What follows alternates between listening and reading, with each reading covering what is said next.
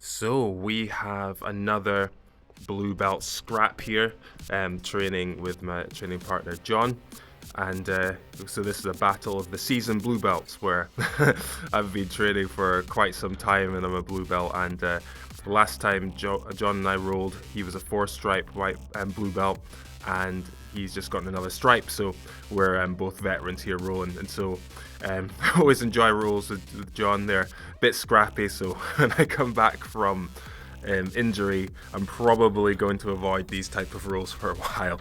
But anyway, so here I was just trying to work again bottom game, but we ended up getting to like a wrestling type position, which I couldn't really be bothered with. So I'm just going to pull guard again and work on things I've been working on, which is working off the bottom, controlling posture, balance, and then if I do get on top, I'm not going to give space for them to get any guard or any kind of offense back. And so here he's stood up in my guard and I've just got a cross grip, and so what normally comes from a cross grip is that same side leg is going to get bumped off balance, and so here I knock him down but he wrestles back up, and so I'm still just controlling that arm. And then now I'm going to see if I can do that again. So he went back to a knee when I was going to underhook it, and so he's got control of a sleeve and he's trying to break the posture. To break the guard open. And now he's going to go for the classic style of put the lapels together and squeeze. But him reaching his arm forward, I've got that knee behind his shoulder, so then I can climb my arm further up to get control in that arm. But he's still managing to stand up, so I come right underneath him, just kind of shimmying there, and so it's hard for him to break my legs open, and so I tip him off to that side and he comes back to his knees. And here is a position which I hadn't started developing, but basically got like a clamp in his knee, and which basically means when you hip up you come straight to mount on top, and so that's what I've done. But he's got his arms up in between, so I'm going to stay on top and avoid him from trying to get any kind of guard.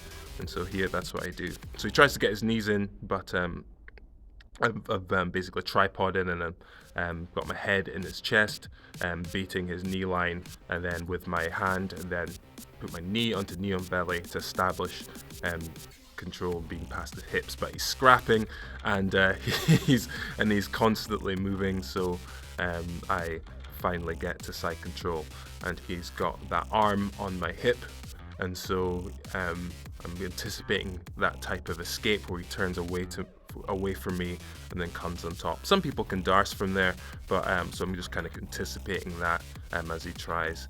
And so he's got that, and as he goes, I step over with that leg to stop. But then now I'm going to keep him on his side here, so then I can see if I can maybe take his back. So he can't turn away from me and he can't turn into me with that little leg weave there. And so I'm trying to get control of his upper body now. I think I've kind of got a gift wrap. I think it's a gift wrap. Yeah. So that's what kind of got there. So I've got that hook, the first hook in, to see if I can come around and take his back. And so just slowly just moving over to my right, and so then I can try and hook over there, but he knocked that off. And so now I'm putting him back on his back, and then to try and control more of the same. So here I've kind of got like a mount, but he sits up, and so I'm going to see if I can take the back again. And but he's keeping tight, and he's not letting me. So there, I don't know if you noticed that, but I was wiping my forehead off his gi. Class hygiene for the win. Anyway, so here trying to get back around him, and he's just kind of squirming away from me. So now I'm going to change up. So he's really wanting to turn into me now, and he likes his wrestle ups from half guard. So I'm anticipating him doing that.